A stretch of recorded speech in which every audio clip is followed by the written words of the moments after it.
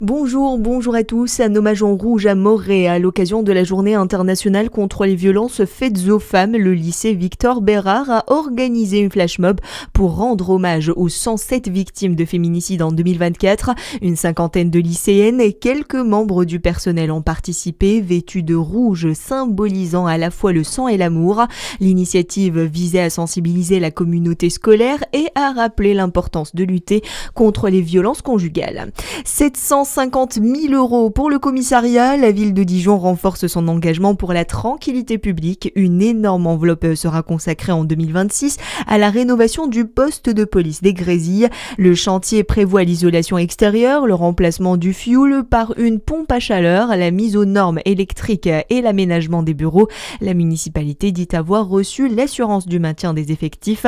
Le chantier doit commencer rapidement pour une livraison prévue en 2026.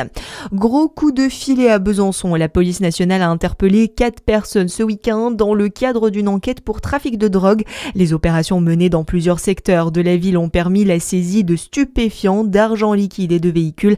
3 suspects ont été placés en garde à vue, tandis que le 4e s'est présenté de lui-même au commissariat. L'un a déjà été jugé aux comparutions immédiates lundi et 2 autres sont convoqués devant la justice en juin prochain. Dans le reste de l'actualité, vers une baisse du prix de l'électricité, le Premier ministre Sébastien Lecornu a demandé hier à son gouvernement d'étudier cette possibilité. Des propositions doivent être présentées prochainement.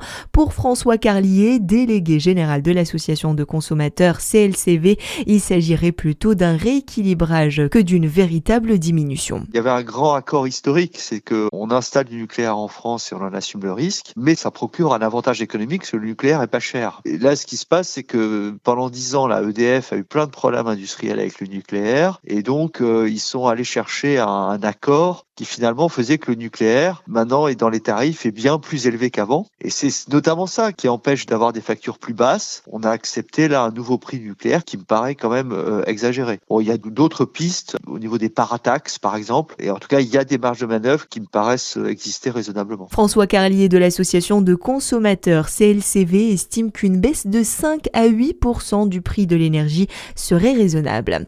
Le téléphone portable ne provoque pas de cancer selon l'ANSES. L'agence de sécurité sanitaire a publié une vaste enquête basée sur 1 millier d'études récentes sur les effets des ondes émises par ces appareils et elle ne met pas en évidence de lien entre radiofréquence et apparition de tumeurs cérébrales. Et puis un talent jurassien récompensé à Pupillin, la jeune cuisinière Violette Bergeron a remporté la finale du concours culinaire Jeune Talent 2025. Elle s'est imposée après plusieurs heures d'épreuve face au meilleur jeune chef de France. Voilà pour l'actu, à suivre votre météo sur Fréquence Plus.